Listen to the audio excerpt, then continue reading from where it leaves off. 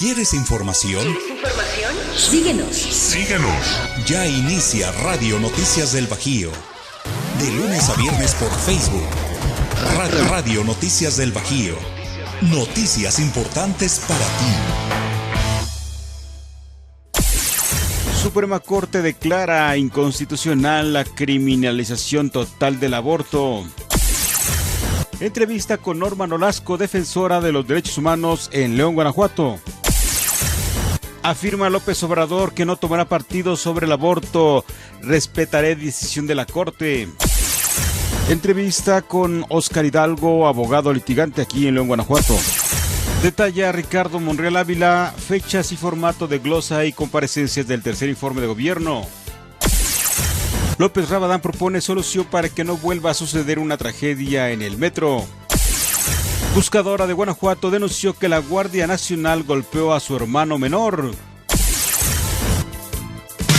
AV Digital, fotografía y video, presenta Radio Noticias del Bajío.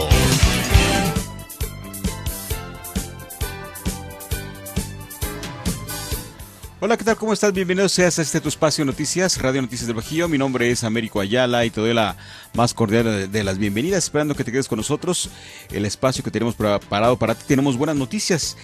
Por cierto, el día de hoy, 8 de septiembre del año 2021, es el Día Internacional de los Periodistas. Esto se celebra desde 1958.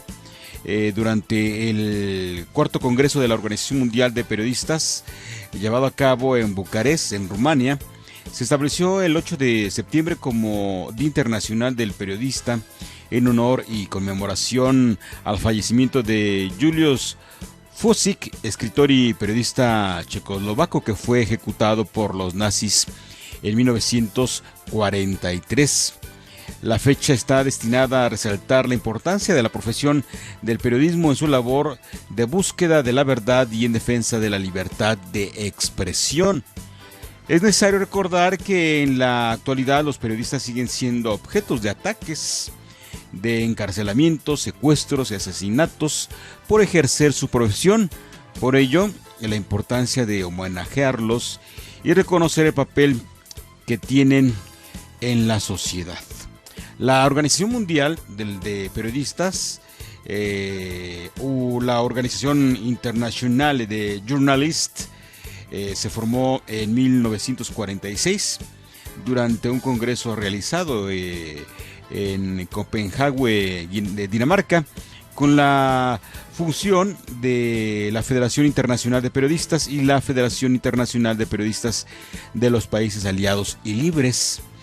Durante un buen tiempo representó a los periodistas del mundo. Sin embargo, como consecuencia de la polarización política reinante durante la Guerra Fría, para el año 1950 se encontraba controlada por los comunistas, por lo que los miembros ajenos a esta ideología decidieron retirarse y relanzar la Federación Internacional de Periodistas en 1952. Tras esta división, la IOP continuaría funcionando hasta mediados de los años 90. Y bueno, pues ¿a quién se le debe todo eso? Pues a Julius Fučík, que él estudió filosofía. Él nació el 23 de febrero en 1903 en Praga, Checoslovaquia. Estudió filosofía. En 1921 ingresó a las filas del Partido Comunista y comenzaría escribiendo artículos teatrales y literarios. Posteriormente sería redactor de reportajes sociales y culturales publicados en el periódico Ruth Pravo y la revista Torba, ambos de ideología comunista. En abril del 42 es detenido por la Gestapo, la policía secreta de la Alemania nazi, y es trasladado a Berlín. Luego lo llevarían a la prisión de Pankrak en Praga, donde fue torturado y decapitado en 1943.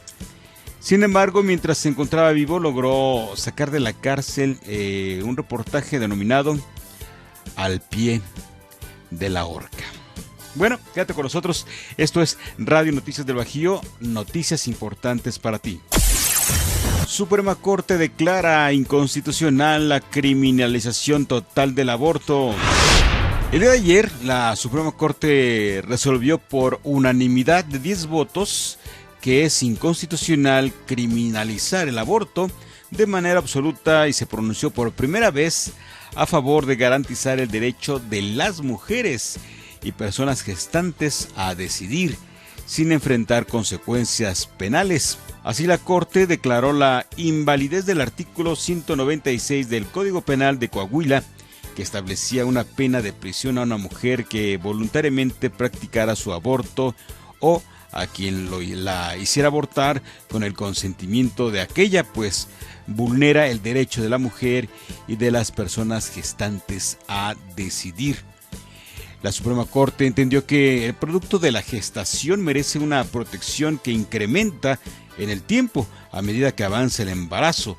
Sin embargo, precisó que esa protección no puede desconocer los derechos de las mujeres y personas gestantes a la libertad reproductiva. Por lo tanto, estableció el Pleno: criminalizar de manera absoluta la interrupción del embarazo es inconstitucional. Por otra parte, la Corte extendió su decisión del artículo 198 en una porción que impedía que la mujer fuera asistida por personal sanitario en un aborto voluntario. Asimismo, extendió la invalidez a porciones del artículo 199 que criminalizaban el aborto y limitaban a 12 semanas la posibilidad de abortar en caso de violación, inseminación o implantación artificial. Al haberse alcanzado una mayoría que supera los 8 votos, las razones de la Corte obligan a todas y a todos los jueces de México, tanto federales como locales, a partir de ya, del día de ayer, a resolver casos futuros. Deberán considerar que son inconstitucionales las normas penales de las entidades federativas que criminalizan el aborto de manera absoluta, como lo son los tipos penales que no contemplan la posibilidad de interrumpir el embarazo en un periodo cercano a la implantación, o las normas que solo prevén la posibilidad de abortar como excusas absolutorias, pues en esos supuestos la conducta se cataloga como un delito, aunque no se imponga una sanción. Y por último, la Corte invalidó el artículo 224, fracción 2 del Código Penal local, al establecer una pena menor para el delito de violación entre cónyuges, concubinos y parejas civiles que la pena para la violación en general, por no ser discriminatoria, especialmente contra las mujeres. Entrevista con Norma Nolasco, defensora de los derechos humanos en León, Guanajuato. El día de hoy tenemos aquí en una entrevista a través de la vía telefónica a Norma Nolasco. Ella es una luchadora incansable por los derechos de las mujeres, a quien tengo en el teléfono. Norma, ¿qué tal? ¿Cómo estás? Buenas tardes. Muy buenas tardes, Américo. Muchas gracias. Un gusto estar contigo y con toda la gente que nos escucha a través de tus micrófonos. Muchas gracias. Norma, fíjate que el día de ayer, pues a todos nos llamó la atención la decisión que tuvo la Suprema Corte de Justicia de la Nación con respecto a... Bueno, platícanos, ¿tú qué sabes al respecto? Bueno, pues como bien sabemos, ayer emite la Suprema Corte de Justicia de la Nación un decreto donde dice que la interrupción legal del embarazo debe de darse en toda la República Mexicana. Exactamente. Opiniones, ¿sí? Te escucho. Opiniones encontradas, porque bueno, hay quienes están a favor, hay quienes están en contra. Lo que sí es muy cierto y lo que sí es muy real es de que todas las personas estamos a favor de la vida. Y estamos a favor de la vida, pero de la vida digna, de la vida plena, de la vida con el pleno uso y goce de todos los derechos para todas las personas. Aquí las cuestiones que tienen que ver con la religiosidad es lo que han hecho que muchas opiniones se dividan, pero lo que sí debemos de tener muy claro es que los derechos humanos no tienen religión, que los derechos humanos no se dan a un 40, a un 50, a un 60%, sino que los derechos humanos son al 100% y para todas las personas. Básicamente, esta cuestión también, por supuesto, que va a traer ciertas repercusiones. Por ejemplo, quiero decirte que aquí en el estado de Guanajuato hay 3 hombres que están presos por abortar, es decir, porque golpearon a mujeres estando embarazadas y les provocaron un aborto. Entonces, hay 3 hombres que están a punto de salir libres por el hecho de esta modificación a la ley que está dando el día de ayer la Suprema Corte de Justicia. o sea que tiene sus bemoles porque de acuerdo a la Suprema Corte de Justicia de la Nación están por lo que descriminalizaron el aborto es por el derecho de las personas gestantes a la libertad de decidir. Entonces, en este caso, no sé si sea factible que salgan libres, porque ellos no eran las personas gestantes. Ayer lo comentaba el fiscal. Ayer el fiscal Carlos Amarripa comentaba esta situación que yo te comento ahora. Ya. Esa es una de las cuestiones. ¿Y tú crees que ahora veamos esto en cuanto a las mujeres también, que tú que conoces datos, mujeres que hayan sido criminalizadas aquí en Guanajuato por haber abortado? En el 2010, en el 2009 hubo mujeres que fueron privadas de su libertad. Fue una organización social la que les estuvo ayudando y apoyando.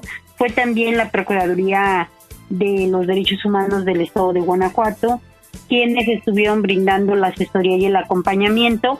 Y en 2010 ellas salieron libres de este delito que se les imputaba. Ok, entonces ahorita en la actualidad en Guanajuato la única afectación que podría hacer es la que mencionas, de que hay 3 personas, hombres, que están en prisión y que podrían salir en libertad debido a esta decisión que toma la Suprema Corte de Justicia de la Nación. Es correcto. Ahí no se ven atenuantes en cuanto a, por ejemplo, si fue maltrato hacia la mujer o agresión a la persona gestante. Así es, que debería de ser también la cuestión de violencia física en contra de las mujeres, que pudiera ser también incluso en uno de los casos, en el caso del señor que golpeó a su pareja con un bat en el estómago, incluso pudiera ser hasta intento de asesinato. Exactamente. Pero la cuestión es de que ellos 3 están por aborto. Por aborto. Así bueno, es. eso ya a lo mejor podremos verlo. De todo el estado. Perdóname.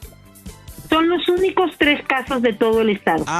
En relación ahora, veamos más a tu apoyo hacia las mujeres. ¿Cómo te hace sentir esta decisión que tomaron? Mira, en lo personal, siempre voy a estar a favor de los derechos humanos. Siempre voy a estar a favor de la reivindicación de los derechos de las mujeres. Y siempre voy a estar a favor de esta regla primaria básica, que es que mis derechos terminan donde empiezan los tuyos. Entonces, siempre pugnando en favor de los derechos humanos. Y entonces, esto me lleva a una pregunta. ¿Fue buena decisión la que tomaron en la Suprema Corte o aquí en Guanajuato, pues ya ves, está muy fuerte el derecho a la vida, el no al aborto, pero después de todo, pues nadie está por encima de la justicia. Es que, Américo, por el derecho a la vida siempre vamos a estar, y el derecho a la vida siempre lo vamos a promover y siempre lo vamos a solicitar, pero reitero, debe de ser una vida digna, una vida libre de violencia y una vida donde todas las personas seamos respetadas. Mientras no se tengan las garantías mínimas indispensables para poder tener una vida libre de violencia, entonces no vamos a estar hablando de un derecho a la vida. Sí, de hecho, exactamente una de esas, por eso fue precisamente que también se tomó esa decisión, porque la persona que quiere abortar, con el tiempo, así lo pronuncia el comunicado, que va teniendo mayor responsabilidad. Así es. Bueno, pues te lo agradezco mucho, Norma Nolasco, te agradezco mucho que me hayas regalado esta opinión tuya, y ojalá podamos encontrarnos pronto. Con esto de la pandemia, pues tenemos que hacerlo así de forma telefónica. Siempre que me invites para estar contigo, siempre ahí estaré. Es un gusto, un placer y un honor. Muchas gracias Norma Nolasco, hasta la próxima. Hasta la próxima, gracias, bye. Así fue como platicamos con Norma Nolasco. Ella es defensora de los derechos humanos aquí en el estado de Guanajuato. Ella fue la candidata a la presidencia municipal de aquí de León, Guanajuato, por uno de los partidos políticos. Aquí fue candidata a la alcaldía de León, y bueno, le agradecemos que nos haya regalado esa entrevista. Afirma López Obrador que no tomará partido sobre el aborto. Respetaré decisión de la Corte.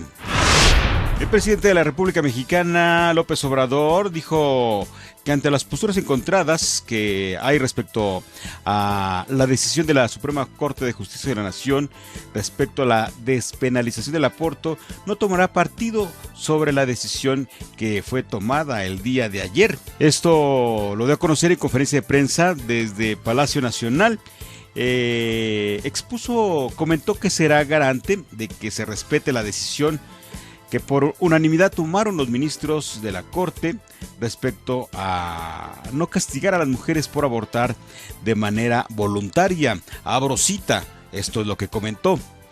Esta es una decisión del Poder Judicial de la Suprema Corte de Justicia de la Nación que fue prácticamente unánime, 10 votos de 11, que debe de respetarse, que no debemos nosotros, en mi caso, tomar partido porque hay posturas encontradas.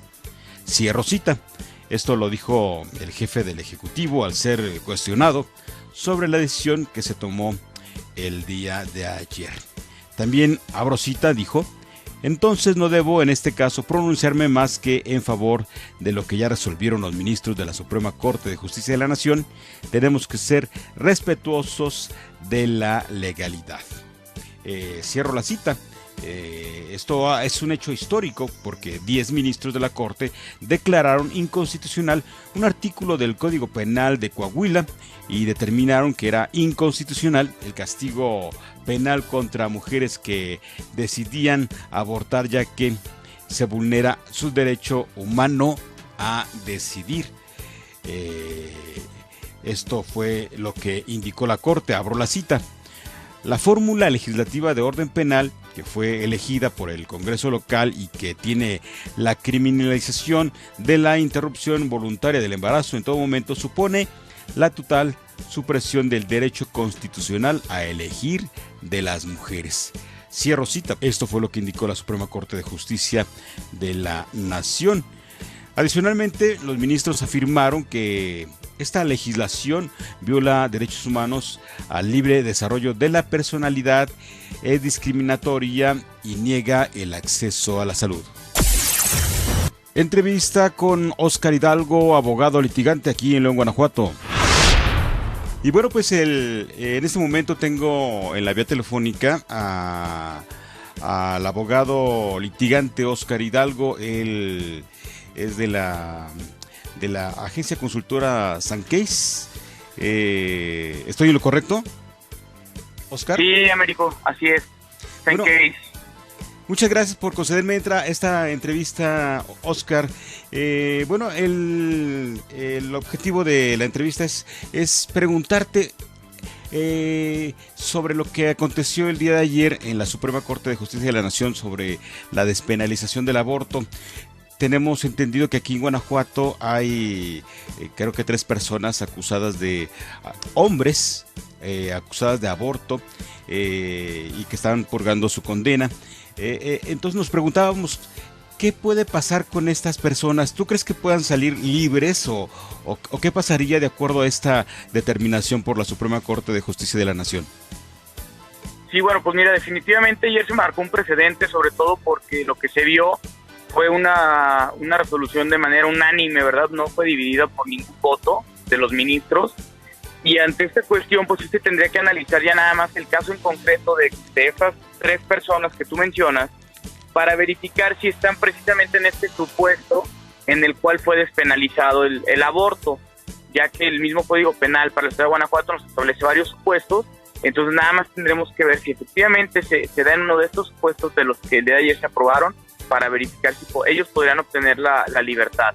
Porque al final del día esta resolución, pues al ser una resolución que beneficia a todas estas personas que han estado privadas de su libertad, pues podría encontrarse en uno de ellos y de esta forma hacerse el trámite para su libertad de manera inmediata, ¿verdad?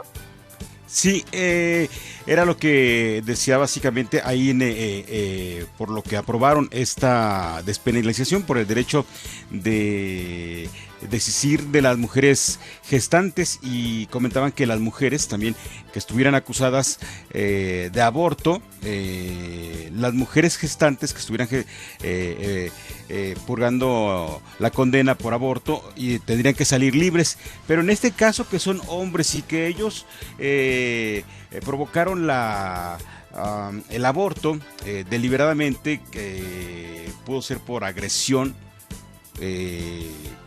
o chantaje emocional, en ese caso, ¿qué procede? Ok, aquí debemos de verificar una parte muy importante, Américo, porque esta resolución va en función a ese derecho de la mujer de elegir. Entonces, si esto fue por elección de la propia mujer, pues obviamente ahí sí sería también un beneficio para estas personas y de esta manera podrían obtener la libertad, ¿verdad? Pero sí es siempre y cuando se haya dado de esa manera. Y nada más se haya dado por esté purgando también la condena por aborto, porque en el caso, el año pasado se condenó creo que a 100 y tantos años a un hombre que estaba cometiendo violación contra una menor, y aparte le provocó el aborto mediante el chantaje, le hizo que tomara pastillas. En este caso me imagino que de hecho la pena, creo que para quien se genera el aborto es de 6 a 3 meses a 3 años de cárcel. Bueno, es el tipo penal que nos establece más bien varios supuestos. Uno en el que la mujer, ella acude de manera voluntaria a interrumpir el embarazo, pues va de 1 a 3 años, ¿verdad?, de prisión. Pero ya en los otros supuestos, en donde también le da la posibilidad a la mujer de que ella fuera asistida por algún personal sanitario para llevar a cabo este aborto voluntario, ahí sería el otro supuesto. Aquí definitivamente en el supuesto que tú nos das en cuanto a esta persona que viola a la persona y posteriormente la obliga o la chantajea a que vaya y aborte, ahí sí yo creo que estaríamos hablando de un supuesto diverso y en el cual pues obviamente no alcanzarían libertad de entrada porque traen también la investigación por el delito de violación, ¿verdad? Básicamente sí, ese supuesto de que el día de ayer lo que marcó el presidente, y así lo mencionaron en los 10 votos que dieron los ministros de la Suprema Corte, México, es casi así como un derecho a la mujer, ¿verdad? No tanto a los médicos. Van ahí implícitos los médicos por el tema de esa voluntad de la mujer de interrumpir el embarazo, pero digamos que el beneficio es para la mujer de acudir voluntariamente a que se le interrumpa el embarazo. Te lo agradezco mucho, Óscar Hidalgo, abogado litigante de San Case. A ellos los puedes encontrar ahí en Valle de Guadiana, ¿verdad? En el 117, ahí en Valle del Campestre. Es correcto, Américo, por ahí y en todas las redes sociales, por ahí estamos también en la orden. La página de nosotros es www.sencase.mx y ahí obviamente vienen todos nuestros datos y estamos ahí a la orden. Ahí tienen sus redes sociales, los pueden buscar a través de Facebook. Pues te lo agradezco mucho, Óscar, muchas gracias por este espacio que me regalaste. Hasta la próxima. Detalla Ricardo Monreal Ávila fechas y formato de glosa y comparecencias del tercer informe de gobierno. Inician el 13 de septiembre titulares de Hacienda, Bienestar, Seguridad, Relaciones Exteriores y Gobernación. Los primeros en comparecer, el presidente de la Junta de Coordinación Política, Ricardo Monreal Ávila, informó que el próximo 13 de septiembre el Senado de la República iniciará con un análisis del tercer informe de gobierno del presidente Andrés Manuel López Obrador. Monreal Ávila confirmó que los primeros funcionarios federales en comparecer ante este órgano del Congreso serán los titulares de las Secretarías de Hacienda y Crédito Público, Bienestar, Seguridad Pública y Protección Ciudadana, así como de Relaciones Exteriores y Gobernación. En un mensaje que publicó en redes sociales, el senador explicó que a fin de fortalecer el debate y la rendición de cuentas, este año se llevará a cabo una nueva modalidad para la glosa del informe presidencial y las comparecencias de las y los secretarios de Estado. Detalló que la glosa se realizará de las 9 a la 1 para que inmediatamente se lleve a cabo la comparecencia de la o el titular de la Secretaría en la materia, con el propósito de que se genere un mejor debate con los funcionarios federales. De esta manera, el próximo 13 de septiembre se prevé la glosa sobre la política económica por la mañana para que a la 1 de la tarde comparezca el secretario de Hacienda y Crédito Público, Rogelio Ramírez de la O. Con este mismo mecanismo, el 14 de septiembre se analizará la política social junto al secretario de Bienestar, Javier May Rodríguez, y en materia de política interior asistirá Rosa Isela Rodríguez, secretaria de Seguridad y Protección Ciudadana, el 21 de septiembre. El 28 del mismo mes se abordará política exterior con el titular de Relaciones Exteriores, Marcelo Ebrard Casaubon, y el secretario de Gobernación, Adán Augusto López Hernández, se presentará ante el Senado el 29 de septiembre. El coordinador de Morena indicó que aún está por concertar, junto con todos los grupos parlamentarios, otras reuniones con las y los titulares de la Secretaría de Comunicaciones y Transportes, de Economía y de Salud, entre otros funcionarios. El objetivo de este ejercicio, subrayó el senador, es analizar las distintas políticas públicas que el gobierno del presidente de la República ha implementado con la opinión y el cuestionamiento de legisladoras y legisladores de las distintas bancadas. Además, Monreal Ávila recordó que durante la primera sesión de la 65ª legislatura, el Pleno del Senado aprobó 3 reformas casi por unanimidad: la prohibición del uso de animales para la experimentación cosmética, la nueva ley orgánica de la Armada de México y la ley federal de revocación de mandato. Finalizó diciendo que, abro cita, así queremos continuar, creemos en el consenso, en el diálogo y en la tolerancia a pesar de la polarización generada por la transición política y el cambio de régimen, es como concluye el legislador. López Rabadán propone solución para que no vuelva a suceder una tragedia en el metro. La senadora Kenia López Rabadán, vicecoordinadora del Grupo Parlamentario del PAN, anunció que presentará este jueves una iniciativa de ley para que la Agencia Reguladora de Transporte Ferroviario amplíe sus atribuciones de regulación y verificación a los sistemas de trenes urbanos de pasajeros que operan en las zonas metropolitanas del país para evitar tragedias como la sucedida en mayo de este año en la línea 12 del metro de la Ciudad de México. Indicó la panista, No podemos seguir siendo meros espectadores mientras que los sistemas de transporte urbano se siguen deteriorando y se pone en peligro la vida de las personas que los utilizan día con día, por lo que buscamos reformar diversas disposiciones de la ley reglamentaria del servicio ferroviario. Asimismo, refirió que después de 4 meses de la tragedia de la línea 12 del metro de la Ciudad de México, la empresa internacional DNB dio a conocer el día de ayer el dictamen técnico final. Los análisis indican que el colapso fue resultado del pandeo de vigas por falta de pernos adecuados, por lo que con base en esta información es urgente se finquen responsabilidades penales y administrativas a Marcelo Ebrard, Mario Delgado y Claudia Sheinbaum por la negligencia en el derrumbe. Indicó también que lo anterior refrenda que es necesario ampliar las funciones de vigilancia de la ART y contribuir a proteger a los millones de usuarios que diariamente utilizan los metros en grandes metrópolis como es la Ciudad de México, Guadalajara y Monterrey. López Rabadán fue insistente en precisar que la ART debe tener una mayor participación y responsabilidad para que esos sistemas sean más seguros y eficientes. Dijo que la tragedia del metro en la Ciudad de México puso en evidencia la insuficiente regulación de los sistemas de trenes urbanos de pasajeros. La legisladora federal recordó lamentablemente la noche del pasado mayo, 3 de mayo, el día que se desplomó un tramo de la vía elevada de la línea 12, en donde hubo un saldo de 26 personas muertas, incluido un menor de edad, y cerca de un centenar de usuarios lesionados. Aseveró también que ante estos hechos cualquier usuario del metro lo mínimo que exige es que este transporte sea seguro, que pueda usarse sin inquietud ni zozobra.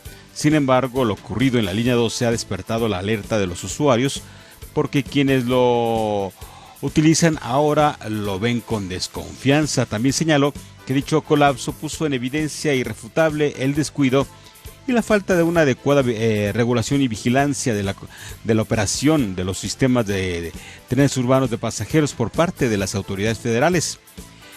Acotó López Rabadán, es necesario reiterar la importancia de ampliar las facultades de la ART como entidad reguladora federal que dicta normas técnicas y supervisa que se cumplan las disposiciones sobre los sistemas de transporte como el metro para darle máxima seguridad y confianza a los usuarios. Para concluir, también la vicecoordinadora del grupo parlamentario del PAN en el Senado de la República dijo que es necesario que los sistemas de trenes urbanos de pasajeros se sujeten a reglas federales de ferrocarriles y que su normatividad y operación sea vigilada por un organismo federal de transporte como ocurre en los mejores metros del mundo. Cabe señalar que la iniciativa de la legisladora panista propone reformar la fracción 11ª del artículo 2 y 9 fracciones del artículo 6 bis de la ley reglamentaria del servicio ferroviario. Buscadora de Guanajuato denunció que la Guardia Nacional golpeó a su hermano menor. Con la información de Josué Farfán. Adelante, Josué, con la información te escuchamos. Gracias, Américo. Espero estén teniendo un excelente día. Yo soy Josué Farfán y estas son las noticias. El colectivo Buscadoras de Guanajuato denunciaron a través de sus redes sociales que la casa de Paula Rojas, una de las integrantes de esta organización, se vio afectada cuando elementos de la Guardia Nacional irrumpieron en su domicilio y presuntamente agredieron a su hermano menor. De acuerdo con las buscadoras, su compañera se encontraba en una reunión con el fiscal general del estado de Guanajuato, Carlos Amarripa Aguirre, cuando los agentes de seguridad se adentraron en su casa y violentaron a algunos de los presentes. Integrantes de la Guardia Nacional allanaron injustificadamente el domicilio de un integrante de las buscadoras y golpearon a menores de edad. Asimismo, se ahondó que la colectiva exigía una reunión con el general Óscar Reyes Ávila, quien funge como coordinador estatal de la Guardia Nacional en el estado. Se puntualizó en que esperaban ser recibidos alrededor de las 19 horas del viernes en el acceso principal de la región militar en Irapuato. Por su parte, en el Centro Nacional de Atención Ciudadana respondió a la solicitud y destacó que la situación ya estaba siendo revisada por las autoridades competentes. Buenas tardes, agradecemos su reporte. Este asunto ya está siendo revisado por el área competente. Si cuenta con mayor información, favor de comunicarse al número 088, donde con gusto se le atenderá, destacó. Cabe señalar que el colectivo Buscadoras de Guanajuato representa un eslabón importante para aquellas familias o personas que tienen a una familiar desaparecido en la entidad. En Guanajuato han sido desaparecidas 2.369 personas desde el año 2009. Durante el mismo periodo, alrededor de 11 años, han sido encontradas por lo menos 215 fosas clandestinas. Sin embargo, la problemática incrementó de manera significativa en los últimos 2 años. Fueron desaparecidas la mitad del total y se localizó el 80%, 164 de las fosas. Los datos fueron recabados por la periodista Daniela Rea en su reportaje Guanajuato, desapariciones, fosas y silencio gubernamental. Para Pie de Página, proviene del Registro Nacional de las Personas Desaparecidas y No Localizadas de la Secretaría de Gobernación. Hasta aquí lo más relevante en materia legal. Nos vemos, hasta la próxima. Muchas gracias, José, por la información. Hasta la próxima. Ya nos vamos, muchas gracias por habernos acompañado. Yo me despido, mi nombre es Américo Ayala, deseándote que tengas un excelente y maravilloso día. Lo mejor te deseamos desde nuestro más profundo corazón, sentimiento, emoción. Pásala bien, disfrútala, vívela rico y te invitamos como siempre a que vivas la vida dando vida. Bye. ¿Quieres información? Síguenos. Te esperamos en la próxima emisión de Radio Noticias del Bajío, de lunes a viernes por Facebook. Radio Noticias del Bajío. Noticias importantes para ti.